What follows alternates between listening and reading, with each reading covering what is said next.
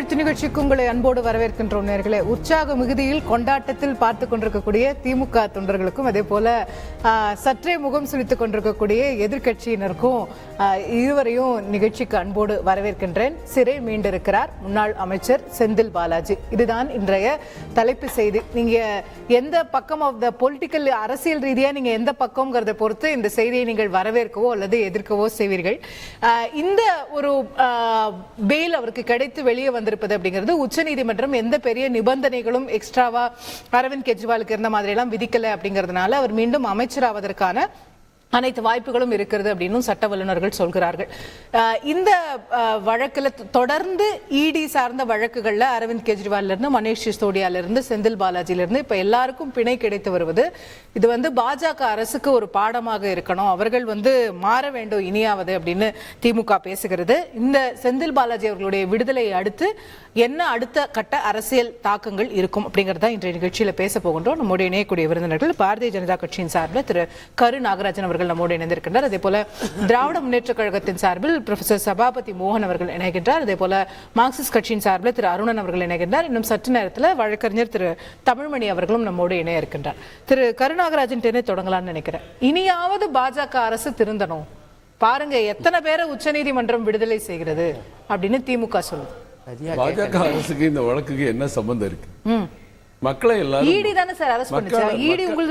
மக்களை ஏமாத்துறதுக்கு எதிர்கட்சிகள் செய்யற பொய் பிரச்சாரம் இது.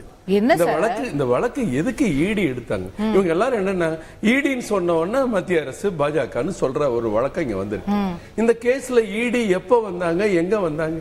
இந்த இப்ப ஈடி எதுக்கு வர்றாங்க? சுப்ரீம் கோர்ட் சொல்றாங்க இந்த வழக்க நீங்க நாங்களே காம்ப்ரமைஸ் பண்ணிக்கிட்டோம், நான் பணத்தை திருப்பி கொடுத்துட்டேன், இந்த கேஸ்ல இருந்து நாங்க எல்லாரும் வெளியே போயிடுறோம் என்னமோ கட்ட பஞ்சாயத்து பண்ற மாதிரி நீங்க லோக்கல் கோர்ட்ல பண்ணதுனால அதுல ஒருத்தர் போறார், சுப்ரீம் கோர்ட்டுக்கு போறார். சுப்ரீம் கோர்ட்டு என்னையா என்னமோ குடும்ப பிரச்சனை, நீங்க பேசி சமாதானமா போய்க்கிங்க, பக்கத்து வீட்டுக்காரனுக்கு அடிதடி சண்டை சமாதானமா போய்க்கிங்க, கணவர் மனைவிக்குள்ள பிரச்சனை சமாதானமா போக முயற்சி பண்ணுங்க அப்படிங்கிற மாதிரி லஞ்ச தடுப்பு லஞ்ச ஊழல் தடுப்பு ஒரு விசாரணையில நீங்க பண்ணக்கூடாது. இதுல முகாந்திரம் இருக்கிறது. அவருடைய அபிடவிட்ல அவர் என்ன சொல்றாரு? இந்த ஜாமீன் தீர்ப்பை நான் என்ன சொல்லல, பழசதான் சொல்றேன், ஈடி எதுக்கு வந்துச்சுங்கிறத நான் சொல்றேன். அப்ப அவங்க என்ன சொன்னாங்க, இப்படி ஒரு மோசமான வழக்கு இருக்கு, அவரே தான் வாங்கியது உண்மைங்கிறாரு, திருப்பி கொடுத்துட்டேங்கிறாரு, அதுல சில பேர் பணம் இல்லைன்னு இங்க நிக்கிறாங்க, அப்ப இது மிகப்பெரிய ஊழல் நடந்திருக்கு, அப்ப ஈடி இதுல தலையிடலைன்னா உச்சநீதிமன்றம் சிறப்பு புலனாய்வு குழு அமைப்போம், நாங்க விசாரணை மேற்கொள்வோம்னு சொன்னாங்களா இல்லையா? அதுக்கு முன்னாடி இங்க வந்துச்சா? அதுக்கு முன்னாடி அதே உச்சநீதிமன்றம் தான் இன்னைக்கு என்ன சொல்லுது, 1.5 வருஷமா அவர் கிட்டத்தட்ட ஜெயில இருக்காருங்க, 400 நாட்களுக்கு மேலாக. இந்த 1.5 வருஷத்துல நீங்க விசாரணையில எந்த இம்ப்ரூவ்மெண்ட்டும் காட்டல, எந்த ஆதாரத்தையும் கொடுக்கல அப்படின்னு சொல்லிதான் இன்னைக்கு விடுதலை செய்தல உச்சநீதிமன்றம். நீங்க பெயில் கொடுக்குதுல்ல, நீங்க ப்ராக்ரஸே காட்டல இன்வெஸ்டிகேஷன்ல. ப்ராசஸ் இது சின்னது இல்லங்க, 1.5 வருஷம். இன்னும் அவங்க கொடுத்த டாக்குமெண்ட்ஸ் எல்லாம் அவங்க ஏத்துக்கிட்டாங்க. 600 சாட்சி, 600 சாட்சிங்கிறது நமக்கே மிகைப்பா இருக்கு. 2000 பேருக்கு மேல 2500 பேர் வரைக்கும் குற்றச்சாட்டு இருக்கு. இதெல்லாம் விசாரிச்சு முடிக்கிறதுக்கு எத்தனை ஆண்டுகள் ஆகுங்கிறது நம்ம எல்லாருக்குமே தெரியும். சாதாரண வழக்கு அத்தனை ஆண்டுகள் வரைக்கும் சிறையிலேயே இருக்கணுமான்றதானே கேள்வி. அதைத்தான் சொல்லியிருக்காங்க செந்தில் பாலாஜி அவர்களே, நீங்கள் விசாரணை கைதி, நீங்க போய் வாரத்துல 2 நாள் கோர்ட் அந்த இடி டைரக்டர் முன்னாடி ஆஜராகி கையெழுத்து போடணும், நீங்க வெளிநாட்டுக்கு ஓடிடக்கூடாது, பாஸ்போர்ட்டை ஒப்படைக்கணும், சாட்சிகளை கலைக்கிறதுக்கு நேரடியாகவோ மறைமுகமாகவோ நீங்க அட்டம் பண்ணீங்கன்னு தெரிஞ்சா உங்க ஜாமீன் கேன்சல் ஆயிரும், நீங்க யாரோடையும் எந்த தொடரும் வச்சுக்க கூடாது, அதே மாதிரி மூல வழக்கையும் போட்டு இழுக்க கூடாது, அதுல வாய்தான்னு நீங்க செய்யக்கூடாது. இவ்வளவு சொல்லி ஒருத்தரை அனுப்புறாங்க இல்லங்க. இன்னைக்கு ஆனா அரசியல் ரீதியா பாருங்க, நீங்க லீகலா சொல்ற பாயிண்ட்ஸ் ஓகே, பட் நீங்க அரசியல் ரீதியா பாருங்க, இன்னைக்கு செந்தில் பாலாஜி அவர்கள் கைதாகும் போது இருந்ததை விட இன்னைக்கு திமுக அவர் அவ்வளவு பெரிய ஃபிகரா இருக்கிறாரு, முதலமைச்சர் ஆரூர் சகோதரன் வரவேற்கிறாரு, எவ்வளவு கூட்டம் பாருங்க தொண்டர்கள். அப்ப நீங்க இடி கேஸ் போட்டு என்ன பண்ணிருக்கீங்க, செந்தில் பாலாஜிக்கு உதவி பண்ணிருக்கீங்கன்ற ஒரு பார்வை. செந்தில் பாலாஜிக்கு திமுக சார்பா அறிவாலயத்துல ஒரு சிலை கூட வைங்க, எங்களுக்கு அதை பத்தி கவலை இல்ல. தமிழக மக்கள் வெற்றி வீரன் சிறைச்சாலைக்கு சென்று விட்ட எங்கள் நண்பருக்கு நாங்கள் சிலை வைக்கிறோம் கூட நீங்க வைங்க. இல்ல நாளைக்கு துணை முதல்வர் பதவியை கூட நீங்க அவருக்கு கொடுங்க. அதை பத்தி எங்களுக்கும் தமிழ்நாட்டு மக்களுக்கும் கவலை இல்லைங்க. ஒரு ஊழல் செய்து சிறைக்கு சென்று இன்றைக்கும் விசாரணை கைதி, இன்றைக்கும் இந்த வழக்கில் இருந்து முழுமையாக விடுபடவில்லை. சொல்லிடுறேன். இன்னும் அந்த பென்டிரைவ் அங்க இருக்கு, அதெல்லாம் ஏத்துக்கிட்டாங்க, சாட்சிகள்லாம் உண்மைதான் இவ்வளவு இருக்கு, இதுல முகாந்தாரம் இருக்குங்கிறத உச்சநீதிமன்றம் மறுக்கல. அதனாலதான் அவருக்கு நிபந்தனை இவ்வளவு கடுமையா கொடுக்கப்பட்டிருக்கு. அதை விட்டுட்டு ஒரு நிமிஷம், அரவிந்த் கெஜ்ரிவாலுக்கு கோப்பில் கையெழுத்து போடக்கூடாது, இது பண்ணக்கூடாதுன்னு சொன்ன உச்சநீதிமன்றம் இவர் அமைச்சராக கூடாது. அவர் மந்திரியா இருந்தாருமா, முதல் மந்திரியா இருந்ததுனால உச்சநீதிமன்றம் சொல்லி இருக்கு. ஒருவேளை செந்தில் பாலாஜி இருந்து இந்த கேஸ் நடத்துறதா அப்படி சொல்லி இருக்கலாம். இது கூட நம்ம புரிஞ்சுக்க தடை இல்ல. அவர் அமைச்சராகிறதுக்கு இன்னைக்கு தடை இல்ல, லீகல் இம்பெடிமென்ட் இல்ல. அமைச்சர் ஆகட்டும் ஆகாம போகட்டும், ஏற்கனவே இருந்த அமைச்சர்கள் மேல பல கேஸ் இருக்கு. ஏற்கனவே அவங்க விடுதலையான கேஸ்ல எல்லாம் தானாக முன் வந்து திருப்பி வழக்கு எடுத்து நடத்திக்கிட்டு இருக்க காட்சியெல்லாம் நம்ம பார்க்க தான் செய்யறோம். இவர் இருந்தான்னா இல்லாட்டி என்ன, அதை பத்தி மக்களுக்கு கவலை இல்ல. ஆனால் மரியாதைக்குரிய முதலமைச்சர் ஸ்டாலின் அவர்கள் ஆள் கடத்தல், டாஸ்மாக்ல ஊழல், அப்புறம் கேபிள் டிவி எல்லாம் இவரு தான், எல்லா குவாரியும் இவ்வளவு தான். ஏற்கனவே போக்குவரத்து ஊழியர்கிட்ட வாங்கி லட்சக்கணக்கான ஊழியர்களிடம் வாங்கி குவித்த கோடிக்கணக்கான பணம் எங்கே? இது எல்லாம் யார் சொல்றா? இவர் தான். இன்னொன்னு சொல்றாரு, வெக்கக்கேடு. அந்த வார்த்தையை நான் முதலமைச்சர் சொன்னதை திருப்பி கேட்டேன், வெக்கக்கேடு. ஜெயலலிதா அம்மையார் இல்லாத நேரத்திலே இவர் முதலமைச்சர் பட்டியலில் கூட இருந்தார் என்ற வெக்கக்கேடு. இதெல்லாம் முதலமைச்சர் சொன்னாரு. அவர் சொன்ன நேரம் தான் இவர் ஜெயிலுக்கு போனாரு. அவருக்கு ஜாமீன் ரத்து பண்ணது, வழக்கு ரத்து பண்றது, வழக்கு கேன்சல் பண்றது, மாறி மாறி நடக்கிறது. முதன்மை நீதிமன்றம், முதல் நீதிபதி, இரண்டாவது நீதிபதி, மூணாவது நீதிபதி, இது எல்லாம் கோர்ட்டுங்க. பாஜக எங்க வந்துச்சு? ஓகே, கேப்போம். திரு சபாபதி மோகன் குற்றச்சாட்டு சொன்னதே நீங்க தானே அப்படின்னு கேட்கிறார். நெறியாளர் உள்ளிட்ட அனைவருக்கும் வணக்கம். ஏதோ பெரிய உத்தம புத்திரர்கள் தான் பிஜேபியில் இருப்பதை போல பேசிக்கொண்டு திரிகிற சொல்லுறார்கள். நான் ஒரே ஒரு கேள்வி கேட்கிறேன். நீதிமன்றம் கேசவ விநாயகம் அவர்களை 4 கோடி ரூபாய் தாம்பரத்திலே பறிக்கப்பட்டதற்கு ஆஜராகணும்னு நீதிமன்றம் சொல்லுது. அப்படி நீதிமன்றம் சொல்றப்ப அவரு இன்னும் ஆஜராகாம இருக்காரு. இப்ப ஐயா அன்பிற்கினிய நயினார் நாகேந்திரன் பணம் இல்லைன்னு சொல்லிட்டாரு. உங்க தாம்பரத்துல கைப்பற்றப்பட்ட பணத்துக்கு என்ன சம்பந்தம் இருக்கு என்று கேட்கிற பொழுது அதுக்கு பதில் இல்லை.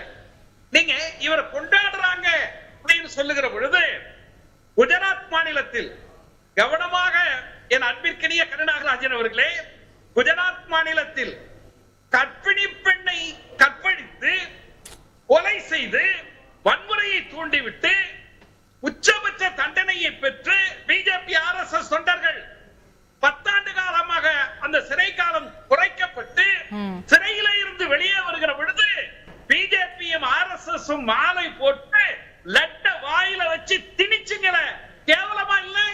படு கேவலமா இல்ல? கற்பிணி பெண்ணை கற்பழித்தவனுக்கு மாலை போட்டு அழகு பார்த்த பிஜேபி RSS. அப்படி இல்லை இந்த வழக்கு. சபாபதி மோகன், நீங்க ரொம்ப தன்மையான நபர்.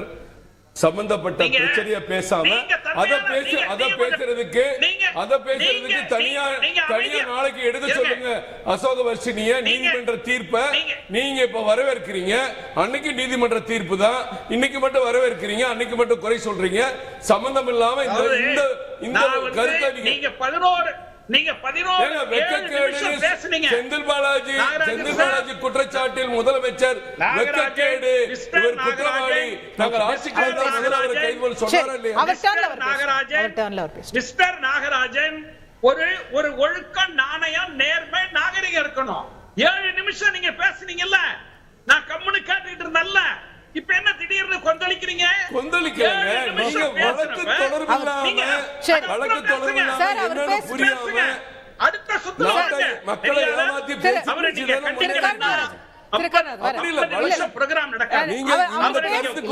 ஏமாத்தி அவர் பேச கூட ஆகல. சாரி, நீங்க ஃபுல்லா பேசுனீங்கல்ல, அவர் பேசட்டும். நீங்க 7 நிமிஷம் பேசுறீங்க. ஒரு நாகரிகம் வேண்டாம். நீங்க செந்தில் பாலாஜி வழக்க பேசணும். ஐயா ப்ளீஸ் விடுங்க. திரு சபாபதி மோகன் விஷயத்துக்கு அவர் பேச மாட்டாரு. ஒரு பேசுற 7 நிமிஷம் நிமிஷம் நீங்க பேசுறீங்க. ஐயா மருத்துவர் ஐயா அவர் பேச பேசுனாரா? மாட்டார். நீங்க விஷயத்துக்கு வாங்க. நீங்க குறுக்கிட்டா என்னங்க அர்த்தம்? குஜராத்தில் கர்ப்பிணி பெண்ணை கற்பித்து விட்டு கொலை செய்து வெளியே வந்து பிஜேபி RSS லட்ட வச்சு வாயில திணிச்சிங்கள. இந்த அயோக்கியத்தனம் உலகத்துல எந்த நாட்டிலாவது உண்டா? ஆள் கடத்தல் சொல்லுங்க. இருங்க முடிக்கட்டும். நீங்க சொல்லுங்க. திருப்பி உங்கள்ட்ட வர இல்ல அண்ணா, அப்ப நீங்க பேசுறது குறுக்கு சொன்னார்னா நல்லா இருக்குமா? புரோகிராமே நடக்காது.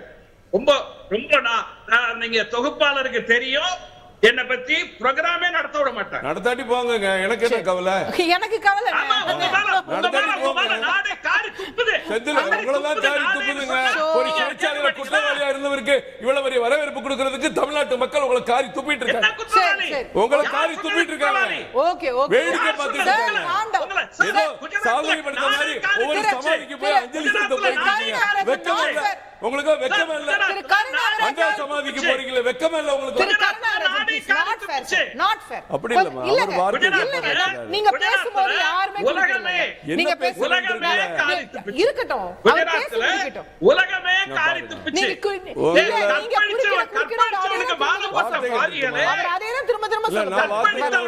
பயன்படுத்தணுமா?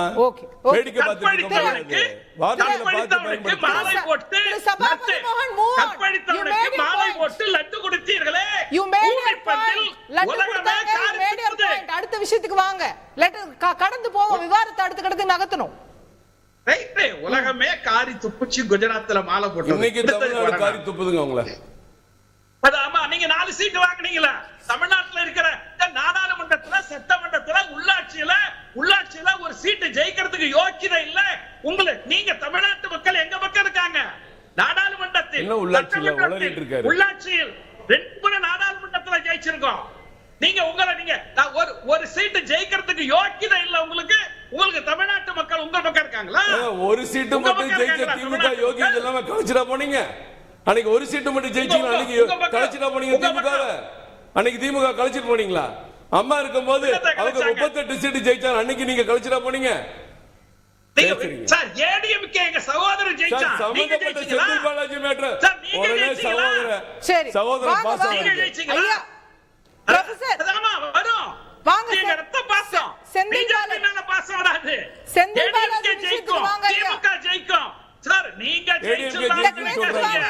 கனவு கண்டாதீங்க. என் சகோதரன் ஏடிஎம்கே ஜெயிப்பான், நாங்க ஜெயிப்போம். நீங்க ஜெயிச்சலானே தயவு செஞ்சு கனவு கூட காணாது. அது மக்கள் சொல்லணுங்க, நீங்க சொல்ல முடியாது. நீங்க தமிழ்நாட்டு மக்கள் உங்களுக்கு அடிமையா? தமிழ்நாட்டு மக்கள் உங்களுக்கு அடிமையா? நீங்க சொல்றத தமிழ்நாட்டு மக்கள் கேட்பாங்களா? தமிழ்நாடு மக்கள் அவ்வளவு மோசமான ஏமாளிகள் அல்ல. அவங்க முடிவு பண்ணுவாங்க யார் வரணும்னு. அவங்க முடிவு பண்ணுவாங்க. திமுகவா, பாஜகவா, அதிமுகவான்னு மக்கள் முடிவு பண்ணுவாங்க. சரி சரி. 2019 ரொம்ப சரியில்லைங்க. அவர் பேச ஆரம்பிச்சதுல 2 பேர் உள்ள சண்டையா தான் இது போயிட்டு இருக்கே தவிர ஒருத்தரோட கருத்து வரவே இல்ல. 2019 திருப்பி உங்கள்ட்ட வர முடிச்சோனே உங்கள்ட்ட வர 2024ல 0. 2021ல எங்க ஐயா எடப்பாடி தூக்கி பிடிச்சதுல 4 பேரு மக்கள் இருக்காங்களா? ஐயா உங்க மக்கள் இருக்காங்களா? இல்ல, நம்ம வேற விஷயங்களுக்கு போயிட்டே இருக்கோம். அடிப்படையில இல்ல, அடிப்படையில பிஜேபி ஐயா முதல்ல உங்கள்ட்ட வச்ச கேள்வி திரு நாகராஜன் அவர்களும் சொன்னது, செந்தில் பாலாஜி அவர்கள் மீது குற்றச்சாட்டுகளை திமுக தானே அடுக்கியதுங்கிறது கேட்டார். அதுக்கான பதில் சார், ஒரு அரசியல் கட்சி களத்தில் இருக்கும் பொழுது நீங்க வந்து ஆளுங்கட்சி, எதிர்கட்சி, திமுக, அதிமுக மாறி மாறி வருகிற பொழுது நீங்க குற்றச்சாட்டுகள் வைப்பது என்பது இல்ல. குற்றச்சாட்டுகள் நிரூபிக்கப்பட்டிருக்கிறதா? நீங்க இன்றைக்கு உச்சநீதிமன்றம் கேட்கிற கேள்விகளுக்கு பதில் சொல்லுங்க. என்ன கேட்கிறாங்க சார்? நீங்க அரசியல் அடிப்படை உரிமையை நீங்க மீறி இருக்கீங்க. நீங்க வேற கேள்விக்கு பதில் சொல்ல வேண்டாம். நடுநிலையாளர் பாக்குறாங்க. உச்சநீதிமன்றம் கேட்கிற கேள்விக்கு நீங்க பதில் சொல்லணும். நீங்க வந்து எவ்வளவு நாள் நீங்க வச்சிருப்பீங்க? நீங்க வந்து சிறைச்சாலையில விசாரணை கைதியா எவ்வளவு நாள் வச்சிருப்பீங்க? அவர் 2019 நாடாளுமன்ற தேர்தலில் மிகப்பெரிய வெற்றியை தேடி தந்தார். 21 சட்டமன்ற தேர்தலுக்கு பிறகு நடந்த உள்ளாட்சி மன்றத்தில், கொங்கு மண்டலத்தில் மிகப்பெரிய வெற்றியினை தேடி தந்தார். நீங்க இன்னைக்கு இந்தியா முழுவதும் பிஜேபி பண்ணக்கூடியது என்ன தெரியுமா?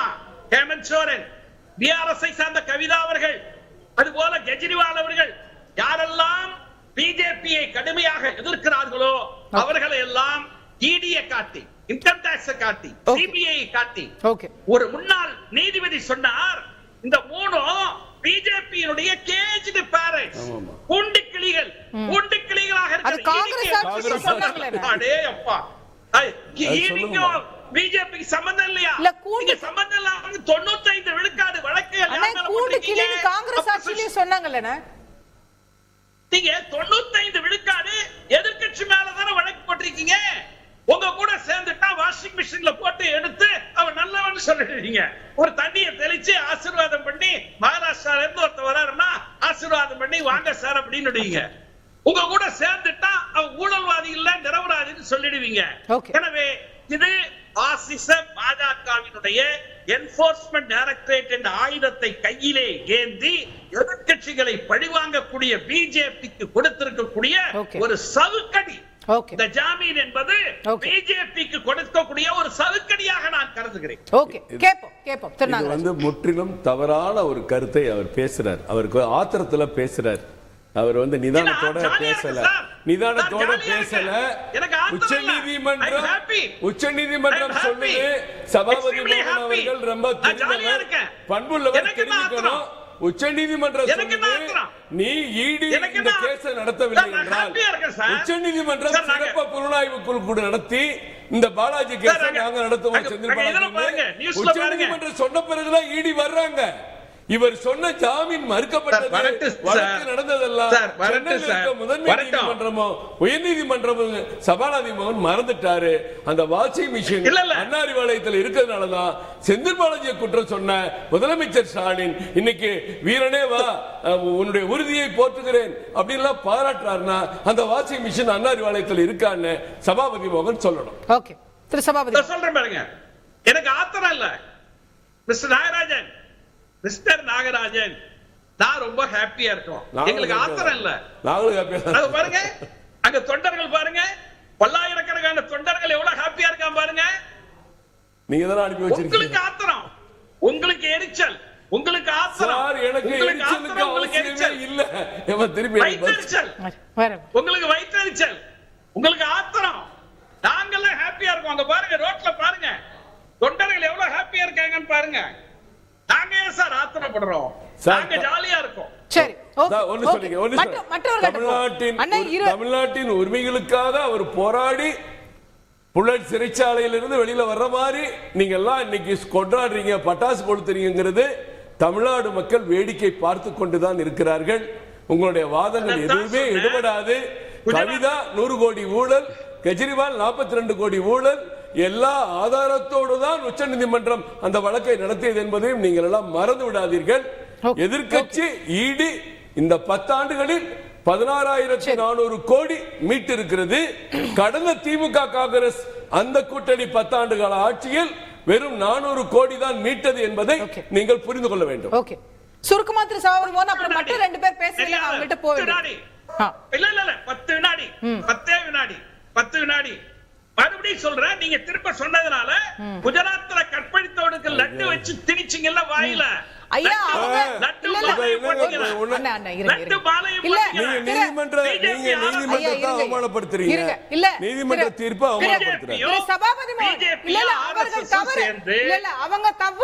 தப்பு செஞ்சாங்க, அதையே நாங்களும் செய்வோம்ங்கறத ஜஸ்டிபிகேஷனா? சார், நீங்க கள்ளச்சாராய பள்ளி 65 பேர் கள்ளச்சாராய பள்ளியில் செத்தாங்களே, அவங்க நீங்க தானே கள்ளச்சாராய காய்ச்சி வித்து குடிக்க வச்சீங்க. அந்த கள்ளச்சாரத்தை தடுக்க வருது. 64 குடும்ப தெருவில் நிக்கிறேன். அதுக்கு நீங்க தானே காரணம்.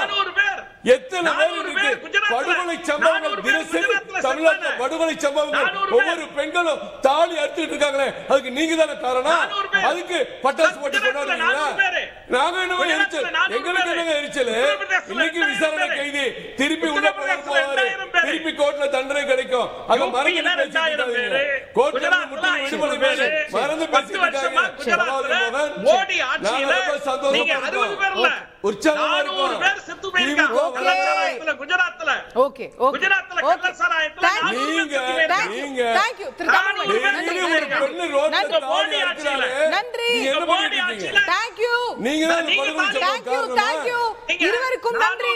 இருவருக்கும் நன்றி. திரு தமிழ்மணி உங்களுடைய முதற்கட்ட கருத்துக்களை கேட்கணும்னு நினைக்கிறேன். நிகழ்ச்சிக்கு உங்களை அன்போடு வரவேற்கிறேன். இத பத்தியாமா இது பத்தி வேண்டாம். அதனாலதான் உங்கள்ட்ட இப்போ இவருக்கு கிடைத்திருக்கக்கூடிய பிணை அப்படிங்கிறது லீகலி இந்த வழக்குல அவருக்கான ஒரு பாசிட்டிவ், இது வந்து அவரு பக்கம் கொஞ்சம் கை ஓங்கி இருக்கு அப்படின்னு எடுத்துக்கலாமா சட்டப்பூர்வமா பார்க்க? இதுல அவர் பாதிக்கப்பட்டாருன்னு தான் நான் காலையில இருந்து நினைக்கிறேன். எந்த கட்சிக்கு இது பொருந்தும். ஒரு 15 மாதம் எந்த கட்சிக்காரர்களா இருந்தாலும் எவ்வளவு பெரிய குற்றச்சாட்டா இருந்தாலும் கற்பழிப்பு கொலை எதை வேணா எடுத்துக்கங்க, தப்பு சொல்லல.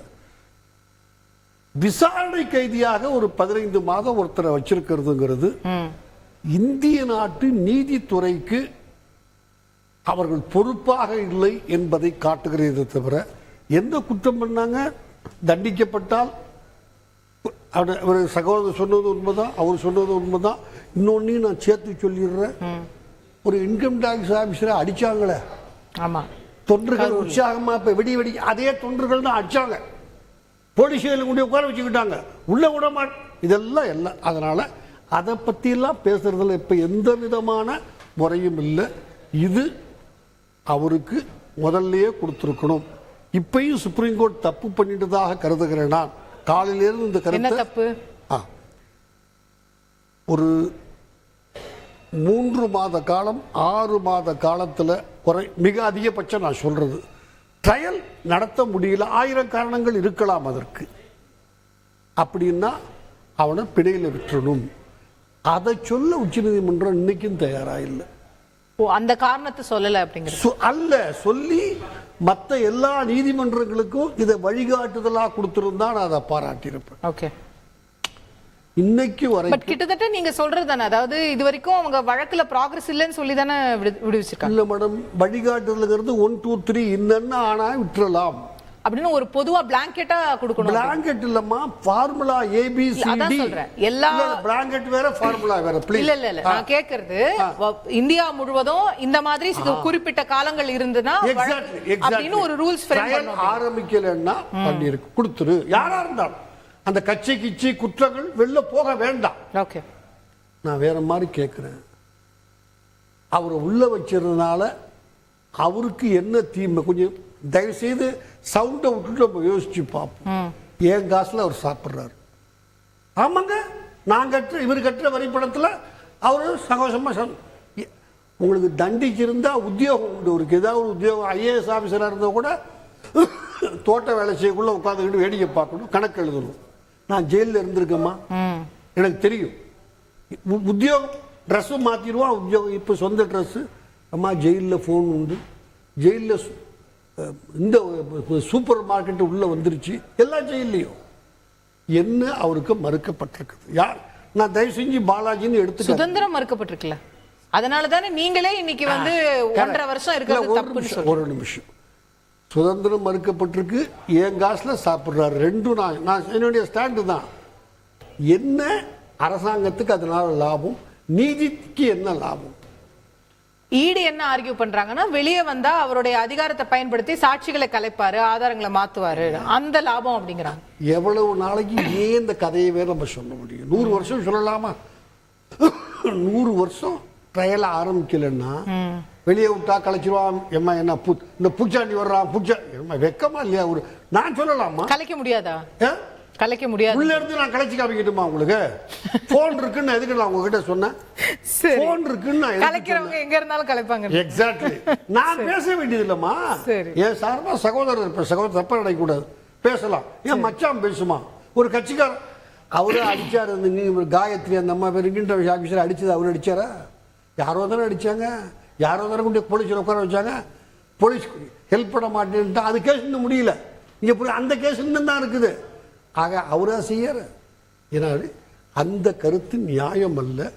உச்ச நீதிமன்றம் இந்த நேரத்தில் கூட கொஞ்சம் மற்றதெல்லாம் விட்டுருங்க, குற்றங்கள் அதெல்லாம் கரெக்ட். எல்லா கட்சியிலும் இருக்கிறாங்க, எந்த கட்சியிலையும் குற்றம் பண்ணாத வேணும் பிறந்தா ஒரு தடயமா உண்டு. இந்த கண்டிஷனை விட மோசமான கண்டிஷன் எல்லாம் ஜெயலலிதாவுக்கு போடப்பட்டது. எத்தனை வருஷம் ஆச்சுன்னு தெரியும். 2 வாரங்களுக்கு முன்னால தினத்தந்தி பத்திரிகையில் செய்தி முதல் பேஜில் வந்திருக்குது. மொத்தம் எவ்வளவு கேஸுகள் பெண்டிங்க? 52 ஆண்டு காலமாக 3 வழக்குகள் பெண்டிங். அதுல 2 கல்கட்டா, 1 தமிழ்நாடு. 2 வாரத்துக்கு முந்தி முதல் தமிழ்நாட்டுல யாரு 52 வருஷமா? இல்ல பொலிட்டிக்கல் கேஸ் இல்ல, நான் அது மாதிரி சொல்ல பொலிட்டிக்கல் இல்ல. Okay, not political. யாரா இருந்தாலும் வழிதான். அதுக்காக நான் சொல்ல வரேன். அதை தயவு செய்து இதை ஒரு வாய்ப்பாய் எடுத்துக்கிட்டு எல்லா கட்சிகளும் இனிமேல் விரைவா இதெல்லாம் முடிச்சிட்டா பரவாயில்ல. இல்ல சட்டத்தை திருத்துவோம். என்ன கெட்டு போச்சு? இப்ப என்ன, அன்னைக்கு இருந்த நிலைமை வேற, இன்னைக்கு என்ன ஆயிடுச்சு? ஆளுங்கட்சிகள் போனாலும் ஆளுங்கட்சிகள் வந்த பிறகு பார்த்துட்டோம். 10 வருஷம் ஆன உடனே கொலைகாரனை ரேப் பண்ணவன, நான் பேரெல்லாம் சொல்ல விரும்பல, பஸ்ஸை கொளுத்துனாங்கல்ல, அதோட அது ஒரு பொலிட்டிக்கல் ஹீட்டை நான் உண்டாக்க என்னுடைய கடமை அல்ல. நார்த் இந்தியாவிலையும் அவங்க ஆளுங்கட்சியா வந்தவொடனே விடுதலை பண்றாங்க. அவன் ஐயோட அந்த பாப்பா செத்து போச்சு கோயில வாணியே, அது சிங்கார, அது அந்த ஆன்மா சாந்தி அடையுமா? அதில் யோசிச்சு. ஆக அரசாங்கம் தப்பு பண்ண எப்ப எல்லா கட்சிக்கும் பொருந்துது, நான் விளக்கமா சொல்ல வேண்டிய அவசியம் இல்லை. வந்துருச்சோ அப்ப சுப்ரீம் கோர்ட் என்ன பண்ணிருக்கணும்? இதை கிளியரன்ஸ் கொடு, இதை கிளியரன்ஸ் கொடுக்காத, கிளியரன்ஸ் கொடுக்க மாட்டாங்கிறதா அவங்க சொல்றாங்க. ஸ்டேட் கவர்மெண்ட் கிளியரன்ஸ் இருக்கலாமா? எனக்கு நான் உள்ள போக விரும்பல. நான் அது ஒரு ஹீட்டை தான் கிளப்போம், பிரச்சனையை முடிச்சு சுப்ரீம் கோர்ட் கொடுக்குன்னு சொல்லியிருக்கணும். எப்ப இப்பதான் நீங்க வழி கண்டுபிடிச்சிட்டீங்க. கவர்னர் செக்ரட்டரியை பார்ட்டியாக்கனா போதும்னு கான்ஸ்டிடியூஷன் தூக்கி ரோட்ல போட்டீங்க. கவர்னரை சேர்க்க முடியாது, டைரக்ஷன் கொடுக்க முடியாதுங்கிறதுலாம் முடியாதாங்க. கவர்னர் செக்ரட்டரி பார்ட்டியா சேர்த்துட்டு அவரை கவர்னர் சொல்ல வேண்டியதெல்லாம் வழி கண்டுபிடிச்சிட்டீங்க. தப்பு இல்லை, நான் தப்புன்னு சொல்ல வரல, கண்டுபிடிங்க. இன்னொன்று, இதையே ஒரு 3 மாசத்துக்கு அங்க உள்ள இருந்தா என்ன செய்ய முடியுமோ அந்த சுதந்திரங்களை, இவ்வளவு பெரிய டெக்னாலஜிக்கல் அட்வான்ஸ்மெண்ட் நமக்கு வந்துருச்சு. ஏதாவது ஒரு மெத்தட், ஒரு ஆப் கண்டுபிடிங்க. எப்பா வீட்டுக்கு போறிய போ, இந்த ஆப்பை உடம்புல வச்சுக்கணும், நீ எங்க இருக்குன்னு எங்களுக்கு காமி, ட்ராக் பண்ணுவோம், எனக்கு தெரியும். உனக்கு உள்ள முன்னாடி கிடையாது, புள்ள கிடையாது. உள்ள இருந்தீங்கன்னா பொண்டாட்டி புள்ள கூட இரு, நாங்க தடுக்கல. உன் சொத்தெல்லாம் நீங்க எங்கெல்லாம் போறீங்கன்னு நாங்க கண்காணிப்போம். ஆமா, நீ வேற எங்கேயாவது போகணுமா இப்ப சொல்றீங்கல்ல, அந்த மாதிரி புது மெத்தட்ஸை கொண்டு வரலாம். அதை செய்யணுமே தவிர அதை அரசியல்வாதிகள், அனுபவம் உள்ளவங்க, டாக்டரேட் வாங்கினவங்க எல்லாம் பேசணும். சவுண்ட் விட்டு என்ன யாரையும் காப்பாற்ற முடியாதுங்க. நான் பல லீகலா இன்னும் 2 டவுட். இப்போ அவர் அமைச்சர் ஆறதுக்கு தடை இல்லை இல்லையா? அவர் எதுவாக இருப்பதற்கும், கணவனாக இருப்பதற்கும், தந்தையாக இருப்பதற்கு, அது வேற. அமைச்சர் போது அது கான்ஸ்டிடியூஷனல் போஸ்ட் எங்க இருக்குங்க? எப்ப யார் கண்டுபிடிச்சா? இது இல்லையே, தடை இல்ல. இல்லாத கிளப்பி இப்போ அவர் அந்த வழக்கு மூல வழக்கு இப்போ பெயில்ல தான் வந்திருக்காரு. இப்போ மூல வழக்கு இருக்கு இல்லையா? இப்போ அதை விரைவில் முடிக்கிறதுக்கோ இல்ல அந்த மாதிரியான நடவடிக்கைகள் அடுத்து இருக்குமா? இல்ல அது கோர்ட் டைரக்ட் பண்ணிருக்கா? அதுதாங்க பண்ணிருக்காங்க, நான் பார்த்தேன், சொல்லியிருக்கிறாங்க. ஆனால் விட்னஸ் யாருக்கு கூட்டிட்டு வரணும்? தமிழ்நாட்டில என்ன விட்னஸ்? இந்த காசு வாங்கின கேஸ் தானே கூட்டிட்டு வரணும். இப்போ தமிழ்நாட்டுக்காரன் தானே போக போறான். நான் விட்டா தானே. அன்னைக்கு அவன் போய் ஹாஸ்பிட்டல் அட்மிட் ஆன கேஸ் உங்களுக்கு தெரியும். ஒரு லேடியோடைய சொந்தக்காரர் போய் ஹாஸ்பிட்டல் படுத்துக்கிட்டு அவர் ஆங்கியோன்னு சொல்றாரு. அவரு வைஸ் சான்சலர் ஆக்குனாங்க. அந்த டீனை, நான் பேர் தெரியும் எனக்கு, வைஸ் சான்சலர் ஆக்குனாங்க. கோர்ட்ல கொண்டு போய் படுத்துக்கிட்ட ப்ரொடியூஸ் பண்ணாங்க. சோ அது ரொம்ப சீக்கிரத்துல முடிஞ்சிராது இந்த கேஸ்ன்றீங்க, இழுத்துட்டு தான் போகும். அதாவது ஒரு அரசாங்கம், ஆளுகின்ற அரசாங்கம், எந்த அரசாங்கமாக இருந்தாலும் அதே தான் ஜெயலலிதாவுக்கு அந்த ஜட்ஜி சொன்னா, ஒரு டிஸ்ட்ரிக்ட் ஜட்ஜி, நான் மட்டுமே காத்திருக்கிறேன், தனிமை சிறையில் நான் சத்தியமா இருக்கு, தமிழ்மொழி போய் சொல்றான் கிடையாது, தனிமை சிறையில் வைக்கப்பட்டிருக்கிறோனோ என்கிற எண்ணம் மட்டுமே எனக்கு வருகிறது. இந்த பிபியை தான் போடணும். யாரு? ஜெயலலிதா கேஸ்ல பிபி வேணான்னு சொன்னா எனக்கு புரியுது. ஒரு ஜட்ஜி ரிட்டையர் ஆயிட்டான், இந்த ஜட்ஜி தான் போடணும். ரிட்டையர் ஆனா என்ன, உன வை, எதுக்காக? இதையெல்லாம் நடக்கிற போது நீங்க கோர்ட் இன்னும் கொஞ்சம் ஸ்ட்ராங்கா இருந்து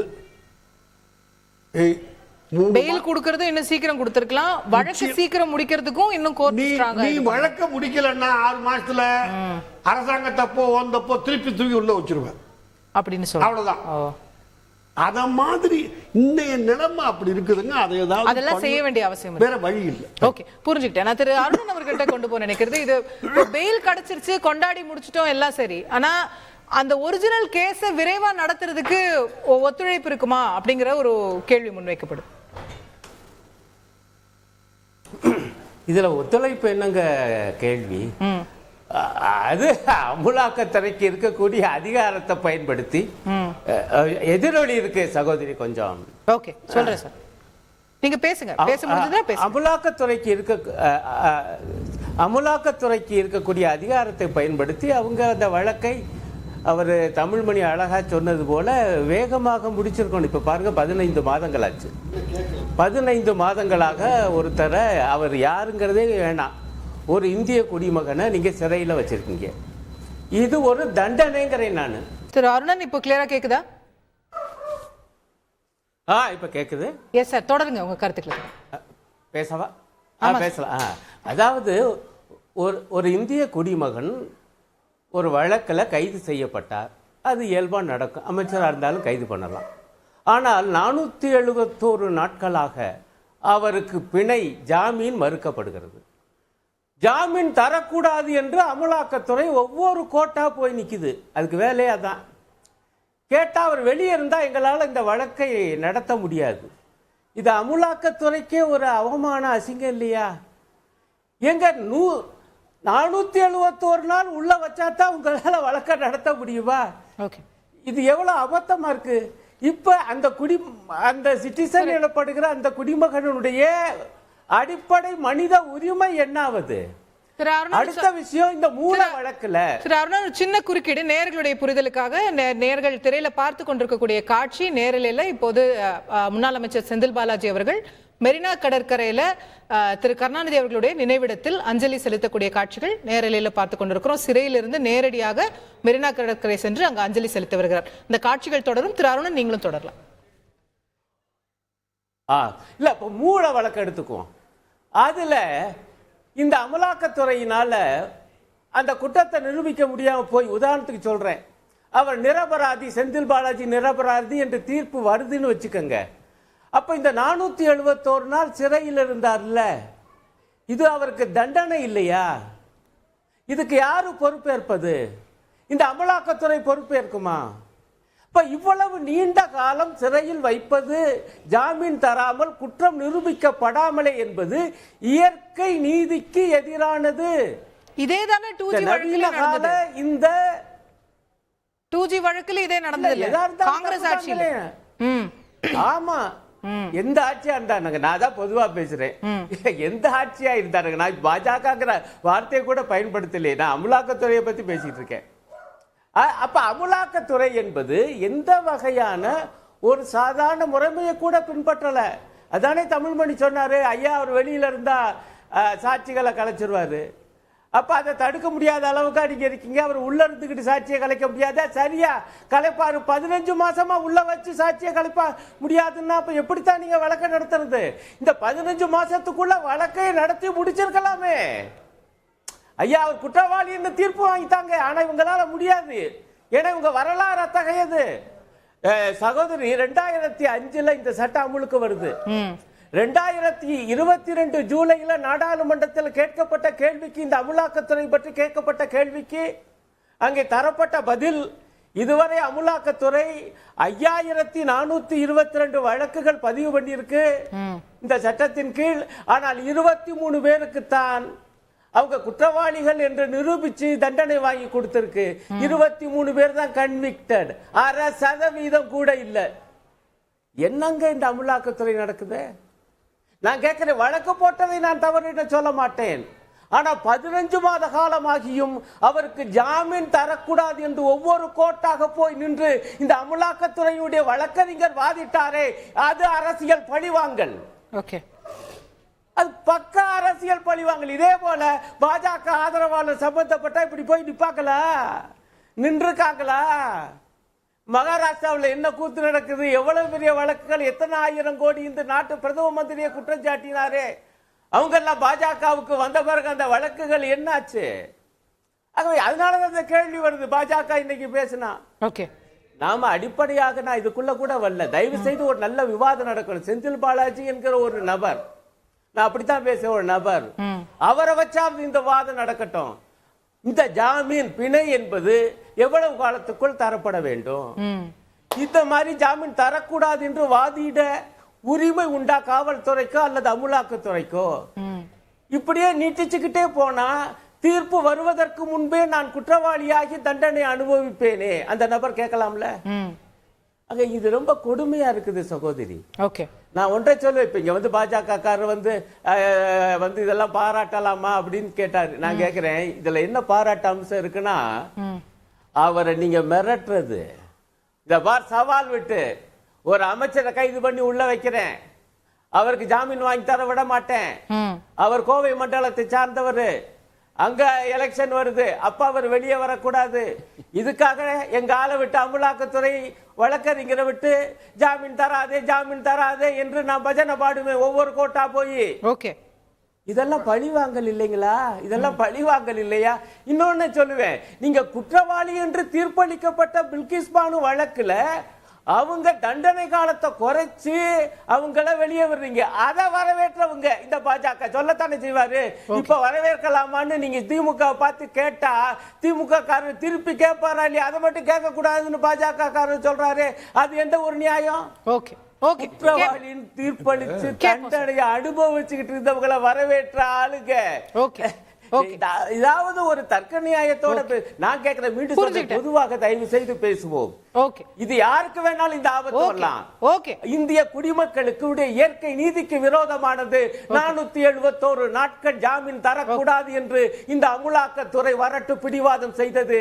இது மோடி அரசனுடைய பாஜக ஆட்சியினுடைய மிக மிக மோசமான அரசியல் பழிவாங்கல். அதற்கு ஏவலாக இந்த அமலாக்கத்துறை பயன்பட்டிருக்கிறது. Okay, thank you திருநாகராஜ். அமலாக்கத்துறை 23 பேருக்கு தான் தண்டனை வாங்கி கொடுத்துருக்கு. நான் தான் முன்னாடி சொன்னேன், 16,400 கோடி நாட்டுக்கு திரும்ப பெற்று கொடுத்திருக்கிறது. அந்த வழக்கோட தன்மையை பொறுத்து குற்றவாளின்னு நிரூபிக்கப்பட்ட தண்டனையை ஒத்துக்கிட்டு அவங்க எத்தனையோ பேர் அபராதத்தோட கட்ட வேண்டிய பணத்தை கட்டுறாங்க. இன்னும் மக்களை பலர் ஏமாத்திக்கிட்டு தான் இருக்காங்க. அவர் சொன்ன அத்தனை வழக்குமே அரசியல்வாதிகளோட வழக்கு இல்லை, சாதாரண மற்ற தொழிலதிபர்கள் இருந்து எத்தனையோ நிதி நிறுவனம் எத்தனையோ பேர் மேல அந்த வழக்கு இருக்கு. இது இடியோட டியூட்டி. ஒட்டுமொத்தமா அருணன் சொன்னது போல இவங்க சொன்னதெல்லாம் யாரை சொல்றாங்கன்னா நீதிபதிகளை தான் சொல்றாங்க. இன்னைக்கும் ஜாமீன் கொடுக்க கூடாதுன்னு ஒருத்தர் ஆர்கியூ பண்ணார்னா, இல்ல இது 600 சாட்சிகள் பார்க்க வேண்டியது இருக்கு, 2500 குற்றச்சாட்டு இருக்கு, 600 சாட்சிகளும் 600 வக்கீலை கூட்டிட்டு வந்து வரிசையில் நின்று விசாரிச்சா பல ஆண்டுகள் ஆகும், இதனால இதுக்கு மேல வச்சிருக்க வேண்டாம். ஆனா இன்னைக்கும் நீங்க கொடுத்த முகாந்திரம் இருக்கு, வழக்கு ஒண்ணுமே இல்லைன்னு நான் சொல்லல, 1,34,00,000 பேங்க் அக்கௌண்ட்ல இருக்கு, எப்படியா வந்துச்சுன்னு கேட்டா எம்எல்ஏ சம்பளத்தை வச்சிருந்தேன், விவசாய வருமானம்னு சொல்றாரு, பென்டிரைவ்ல டாக்குமெண்ட்ஸ் இருக்கு, எல்லாம் நாங்க பார்த்துட்டோம், அதனால விசாரணை கைதியா அவர் கண்டினியூ பண்ணட்டும், இந்த நிபந்தனைகளோட நம்ம ஜாமீன் கொடுத்தோம் சொல்றாங்க. இதுல பாஜக மத்திய அரசு எங்க வருதுன்னு இன்னைக்கு கொடுக்க கூடாதுன்னு சொன்னாங்க. கொடுத்தது என்ன பண்ணுவாங்க? நீதிபதியை எல்லாரையும் நீதிபதியை டிஸ்மிஸ் பண்ணிடுவீங்களா? அது அவங்களுடைய உரிமை. இப்ப சென்னையில் இருக்கிற முதல் ஒரு நீதிபதி கொடுக்கலான்னாரு, ஒரு நீதிபதி கொடுக்க கூடாதுனாரு, 3வது நீதிபதி கொடுக்க கூடாதுனாரு. ஒவ்வொரு நீதிபதிகளும் சட்டத்தின் அடிப்படையில் வேலை செய்யறாங்களா இல்ல அரசியல்வாதிகளின் அடிப்படையில் வேலை செய்யறாங்களா? அது இடியா இருக்கட்டும், லோக்கல் சிசிபியா இருக்கட்டும், அது சிபிசிஐடியா இருக்கட்டும், லோக்கல் போலீஸா இருக்கட்டும், எது வேணாலும் இருக்கட்டும், இந்த தீர்ப்புகளை சொல்றது யாரு? இது நீதிபதிகளா இல்ல மத்திய அமைச்சர்களா? இப்படி நம்ம அரசியலுக்காக தான் பேசுறோம். இதுல முக்கியமா ஒண்ணு பார்க்கணும். என்ன சொல்ல மாதிரி திருப்பி நான் புரியல எங்களுக்கு. நம்ம முதலமைச்சர் தானங்க அவர் மேல அவ்வளவு பழி சொன்னாரு, அவ்வளவு புகார் சொன்னாரு, அவ்வளவு குற்றச்சாட்டை அடுக்குனாரு. அந்த வீடியோ 7.15 நிமிஷம் இன்னைக்கு எல்லா இடத்துலயும் ஓடிக்கிட்டு இருக்கு. அதை நீங்க பார்த்துட்டு இன்னைக்கு கலைஞர் அவருடைய சமாதியில் அஞ்சலி செலுத்துறத நான் ஒப்பிட்டு பார்க்கிறேன். அப்ப நம்ம இதுல ஒரு அரசியல் காரணத்தை நீங்களா சுமத்துறீங்க. ஒருத்தர் ஒரு தவறு செய்யறாரு, ஒரு பொருளை ஒரு 100 பவுன் உங்க வீட்டுல இருந்து நான் திருடிட்டு வந்துடுறேன், திருடிட்டு வந்து கண்டுபிடிச்சு போலீஸ் விசாரணை போட்டு எஃப்ஐஆர் போட்டு என் மேல சார்ஜ் ஷீட் பண்ற நேரத்தில் நான் திருப்பி உங்கள்கிட்ட வச்சுட்டு வந்துடுறேன். வச்சுட்டு என் மேல குற்றம் இல்லை, நாங்க 2 பேரும் பேசிட்டு திருநதை வச்சுட்டு வந்துட்டேன். அப்படித்தானே இந்த வழக்கோட தன்மை ஆரம்பத்தில் இருந்து போச்சு. இதுல எங்கெங்க அரசியல் இருக்கு? எல்லா தகுதியுமே சட்டப்படி நீதிப்படி நடக்குது. இப்ப அண்ணன் சொன்னார், இந்த நீதிபதிகள் இதை சொல்லியிருக்கலாம். நான் வரவேற்கிறேன். அவர் அந்த புதுசா ஒரு சில கருத்துக்களை சொல்றாரு, ஃபைண்டிங் சொல்றாரு, இந்த கேஸை வச்சு ஒட்டுமொத்தமா எல்லாருக்கும் வழிகாட்டலாம் அப்படின்னு சொல்றாரு. இது தவறு இல்ல. அருண் சொன்னது ஒரு தனிநபர் உரிமை பறிக்கப்படுது, 15 மாசம் உள்ள இருந்திருக்கிற. ஆமா, இதே தான் காங்கிரஸ் ஆட்சியில நீதி அவர் ராசா அவர்களும் கனிமணி அவர்களும் சிறைச்சாலையில் இருந்தாங்க. அன்னைக்கு காங்கிரஸ் அரசு இருந்துச்சு. இன்னைக்கு 2 பேரும் கூட்டணியில தான் இருக்கீங்க. இன்னைக்கும் 2G கேஸ் நடந்துட்டு தான் இருக்கு டெல்லி ஹைகோர்ட்ல. எல்லாமே வழக்குகள், பல லட்சம் வழக்குகள் இந்தியாவில் நடந்துட்டு இருக்கு. எல்லா நீதியரசர்களும் வரும்போது தலைமை நீதிபதி, உச்ச நீதிபதி அதை பத்தி தான் பேசுறாங்க. இவ்வளவு வழக்கு இருக்கு, எப்ப முடியும் தெரியல, சீக்கிரம் நடத்துங்கன்னு சொல்றாங்க. பல்வேறு சீர்திருத்தங்களும் சட்டத்துறையில வந்துட்டு தான் இருக்கு.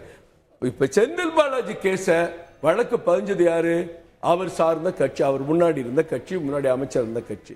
இந்த குற்றச்சாட்டை தோண்டி எடுத்து தண்டனை கொடுத்தே சொன்னது யாரு? இன்னைக்கு இருக்கிற முதலமைச்சர். இதெல்லாம் காம்ப்ரமைஸ் ஆகி போய் திருப்பி உச்ச நீதிமன்றத்துக்கு போன பிறகு, பல ஆண்டுகளுக்கு பிறகு, 10 ஆண்டுகளுக்கு பிறகு உச்ச நீதிமன்றம் அவங்க கருத்தை சொல்றாங்க. இவ்வளவு தவறு நடந்து அவங்களே காம்ப்ரமைஸ் செய்றாங்க. என்னங்க விளையாட்டுத்தனம் பண்றீங்களா? உடனே ஈடி நீ போறியா இல்லையா, இல்லாட்டி நான் சிறப்பு புலனாய்வு குழு போடுவேன்னு உச்ச நீதிமன்றம் சொன்ன பிறகுதானமா ஈடி வருது. இதுல எங்கம்மா அரசியல் இருக்கு? ஓகே ஓகே திரு சபாபதி மோகன் நிறைவு கருத்து. சகோதரி, இதுக்கு மட்டும் ஒரே ஒரு பாயிண்ட் சொல்லுங்க.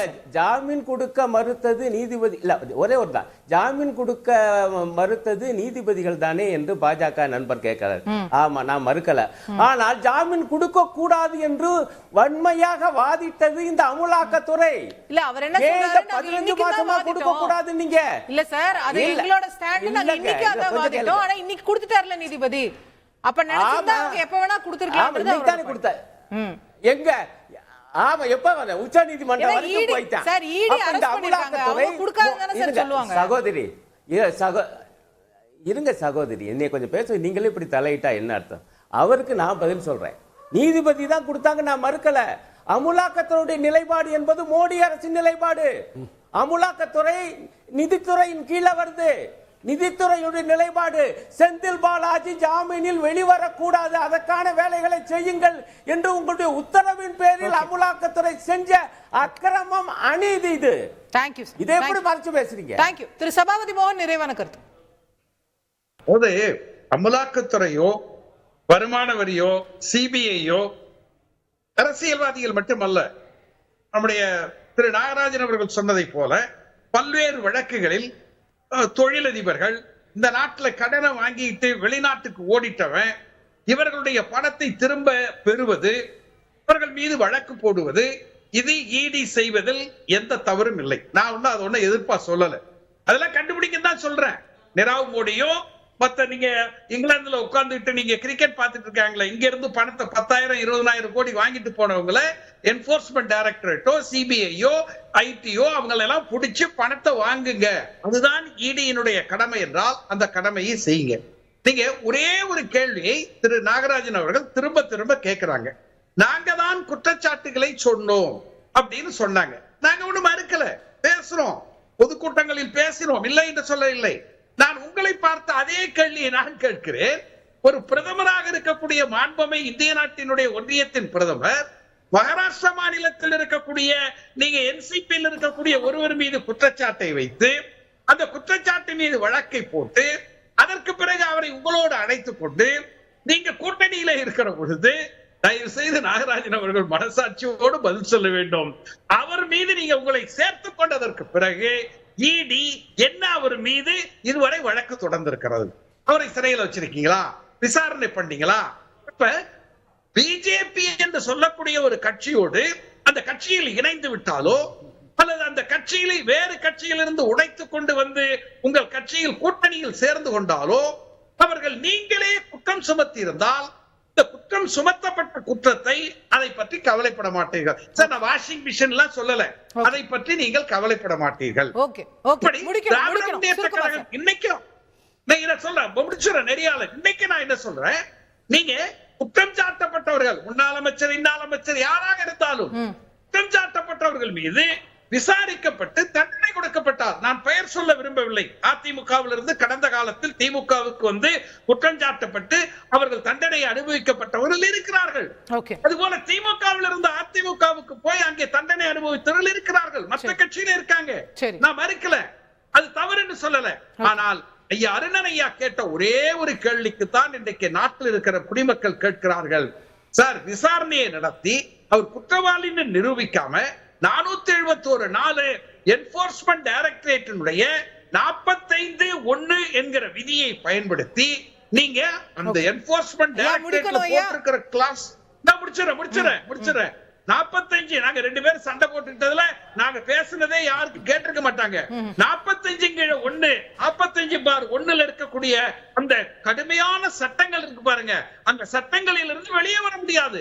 அதிலிருந்து வெளியிலே வந்திருக்கிறார் என்று சொன்னால் அதுவும் ஒரு பைபாஸ் பண்ணிட்டவர். சார், கொஞ்சம் மகிழ்ச்சியா நாங்க இருக்க கூடாதா? இது என்ன மனிதாபிமானமா இல்லையா? நீங்க தவறு செய்து நான் அதுக்காக நான் தொடக்கத்துல நீங்க நாகராஜன் சார் பேசுறப்ப ஒரு வார்த்தை கூட நான் குறுக்க பேசல. எனக்கு நான் பெரிதும் மதிக்கிறவர். இல்ல எப்ப கோபம் வரும், பேசிக் கொண்டிருக்கிற பொழுது நீங்கள் குறுக்கிடுகிறது அது நாகரிகம் இல்லைன்னு சொன்ன, அவ்வளவுதான். எனவே திரும்ப நான் வழிமொழிவது, ஐயா அருணன் கேட்ட ஒரே ஒரு கேள்வி, 471 நாள் சிறையிலே வைத்து ஒரு தனி மனிதனுடைய உரிமையை பறித்திருக்கக்கூடிய நீங்கள், இது பிஜேபி அரசினுடைய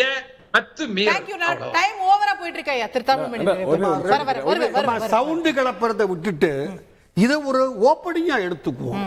திமுகவும் சிபிஎம் 2 கட்சியுடைய முக்கியமானவர்கள் இருக்காங்க. அவங்க 471 472 நாளை காலையில் நாளைக்கு 470 இதெல்லாம் கரெக்ட் தான். ஆனால் என்ன செய்ய போறாங்க அவங்க? பார்லிமெண்ட்ல ஓரளவுக்கு ஸ்ட்ரென்த் இருக்கு உங்களுக்கு. 3 மாசத்துக்கு மேல எவனையும் வைக்காத ஒரு அமெண்ட்மெண்ட் கொடுக்க சொல்லுங்க. அதை ஒருவேளை மத்திய அரசு நினைச்சா பண்ணலாம், பிஜேபி நினைச்சா பண்ணலாம். ஒரு நிமிஷம் நான் வந்துட்டோமா, எனக்கு தெரியும் அதெல்லாம். அவங்க தான் பாதிக்கப்பட்டவங்க, கொடுக்கட்டும். பிஜேபி தோக்கடிச்சதுன்னு நானும் சேர்த்து திட்டுறேன் பிஜேபி. நீ தானே தோக்கடிச்சீங்கன்னு நான் சொல்றேன். நான் அவருக்கு அந்த பொறுப்பு இருக்கு, மோடிக்கு அந்த பொறுப்பு இருக்குது. ஆரம்பிக்க வேண்டிய நீங்க தான் சஃபர் பண்ணீங்க, ஆரம்பிங்க. ஓப்பனிங் 3 மாசத்துக்கு மேல யாரா இருந்தாலும் என்னென்ன சேஃப்கார்டு வேணும், எப்படி அவனை வெளியே போகாம அதெல்லாம் சட்டத்திலேயே கொண்டாந்துடலாம். என்னை விட 1000 அறிவாளி இருக்கிறான், சொல்லி கொடுத்துருவான். என்னதை பண்ணா ஓட மாட்டான், அது சட்டத்துல கொண்டு வாங்க. இது ஒரு இன்னொரு ரிப்பீட் ஆகக்கூடாதுன்னு இதை வச்சு நம்ம அரசியல் பண்ண வேணாம்னு நினைச்சோம்னால் அதுதான் மெத்தடு. இன்னொன்னு மேஜிஸ்ட்ரேட்டை வச்சு வீடியோ வச்சு கம்ப்ளீட்டா அவர் ஒருத்தர் சாட்சி சொல்றதை ரெக்கார்ட் பண்ணலாம். நமக்குள்ள மேஜர் ப்ராப்ளமே சாட்சி சொல்றவங்க 8 வருஷம் கழிச்சு ஆட்சி மாறினவுடனே கட்சிக்கு வந்தவன் நான் பார்த்ததில்லை சார், இவர் மாதிரி ஒரு ஆம்பளை சார், எப்படியா இவர் மாதிரி ஒரு ஆம்பளை. இதைத்தான் அக்யூட்டலுக்கு காரணம். நான் ஒரு வழக்கறிஞர், நான் எந்த கட்சியில் வேணாம் எனக்கு. இப்போ அதை மாற்ற சொல்லுங்க. மேஜிஸ்ட்ரேட்டே எல்லாரையும் வச்சுக்கிட்டு ஓப்பன் கோர்ட்ல ரெக்கார்ட் பண்ண சொல்லுங்க. ஏன்னா அவன் நாளைக்கு மாறினான்னா 3 வருஷம் தண்டனைன்னு சொல்லுங்க. சட்டத்தை மாத்த சொல்லுங்க, பிரச்சனை சால்வ் ஆயிடும். திரு அருணன் ஒரு வரி ஏதா இருந்தா ஒரே வரிதான், டைம் இல்ல அதுதான் நான் சொல்றேன். இல்ல ஒரே வரிதான். அதாவது வழக்கு போடுகிற உரிமையை அமலாக்கத்துறைக்கு உண்டு, நான் மறுக்கல. ஆனால் ஜாமீன் தரக்கூடாது என்று இப்படி 471 நாட்கள் இழுத்தது என்பது இயற்கை நீதிக்கு முரணான. நீங்க அமெண்ட்மென்ட் கொண்டு வாங்கன்ற மோடி அரசுடைய பழிவாங்க. சட்டத்தை மாத்துங்க சார், உங்களுக்கு பொறுப்பு இருக்குது. ஒரு ஆல் இந்தியா பார்ட்டி, நீங்க பக்கத்தில் இருக்கிறவர் திமுக ஓட்டு இருக்கு அவங்க கிட்ட, இவங்க தோக்கடிக்கட்டும், நம்ம சேர்த்து திட்டுவோம் நடுரோட்ல. நீ தானே தோக்கடிச்ச சட்டத்தை, நான் வேணான்னு சொல்லல. நல்லது ஐயா, ஐயா நல்லது நல்லது. இந்த கொடூரமான அனுபவத்தை வச்சு சட்டத்தை மாற்ற முயற்சி பண்ணுங்க. ஓகே, டைம் இல்ல புரிஞ்சுக்கு திரு அருணன் முடிங்க. அத சொல்றேன். இல்ல அதான் கண்டிப்பாக எதிர்கட்சிகளுக்கும் பொறுப்பு உண்டு, நான் ஒத்துக்கொள்றேன். ஆனால் ஆளுங்கட்சிக்கு அதை விட கூடுதல் பொறுப்பு உண்டு. ஆகவே சகோதரி சொன்னது போல மோடி அரசு இந்த திட்டத்தை கொண்டு வரலாம். சபாபதி மோகன் அவர்கள் சொன்ன மாதிரி இன்னைக்கு அஜித் பவார் மேல போடப்பட்ட வழக்குகளோ பிஜேபியோட கூட்டணியில் இருந்தாலும் சரி, பிஜேபியில் இருந்தாலும் சரி, யார் மீது தொடுக்கப்பட்ட வழக்குகள், அது காங்கிரஸ் பீரியடா இருக்கட்டும், இப்ப இருக்கட்டும், ஒருத்தட்ட கூட நம்ம வாபஸ் வாங்கலாம். அந்த வழக்குகள் நடக்குது, அவங்க அந்த குற்றத்துக்கு பதில் சொல்லணும். முதலமைச்சர் செலுத்தின குற்றத்திற்கு செந்தில் பாலாஜி பதில் சொல்லணும். அதுதான் அந்த கேஸோட அடிப்படை தன்மை. இங்க உள்ளவங்க கேஸ் போட்டாங்க, இங்க உள்ளவங்க வழக்கு தொடர்ந்தாங்க, இங்க இருக்கிறவங்க ஹைகோர்ட் போனாங்க, இங்க இருக்கிறவங்க உச்ச நீதிமன்றம் போனாங்க. உச்ச நீதிமன்றம் போன பிறகுதான் இடி வந்துச்சு. இப்ப அண்ணன் சொன்னதெல்லாம் ரொம்ப சந்தோஷம். புதிய குற்ற வழக்குகள், குற்ற சட்டங்கள் வந்ததெல்லாம் அண்ணனுக்கு தெரியும். 45 நாள் சார்ஜ் போடணும். 90 ஈஞ்சம்பாக்கத்துல ஒரு குற்றம் நடக்குது, நீ திருநெல்வேலியில கம்ப்ளைண்ட் கொடுக்கணும் முன்னாடி இருந்துச்சா? ஏத்துக்கிற சட்டம் இருந்துச்சா? 90 நாளைக்கு சார்ஜ் ஷீட் கொடுக்கணும் முன்னாடி இருந்துச்சா? நீங்க பேசுறத கேட்டுட்டு இருந்தேன். சாதாரண வழக்குல 45 டேஸ்ல நீ சார்ஜ் ஷீட் கொடுக்கணும், இப்ப சட்டம் இருக்க முன்னாடி இருந்துச்சா? பெரிய கேஸ்ல 90 டேஸ்ல அதெல்லாம் நடந்தா நீங்க சொன்னது நடக்கும்ல. நன்றி. தேங்க்யூ. திரு சபாபதிமான் குறுக்கிடருங்க, ஒரு வரிதான், நேரம் இல்ல. மூத்த வழக்கறிஞர் தமிழ்மணியினுடைய கருத்தை நாங்கள் ஏற்றுக்கொள்கிறோம். அது எல்லாருக்குமான கருத்து தான். இது ஆக்கப்பூர்வமான ஒரு விஷயமா மாறுதான் நம்ம பொறுத்து பார்ப்போம். நிகழ்ச்சியில கலந்து கொண்டு கருத்து தெரிவித்த அனைவருக்கும் நன்றி, பார்த்தவங்களுக்கும் நன்றி. நேயர்களே வணக்கம்.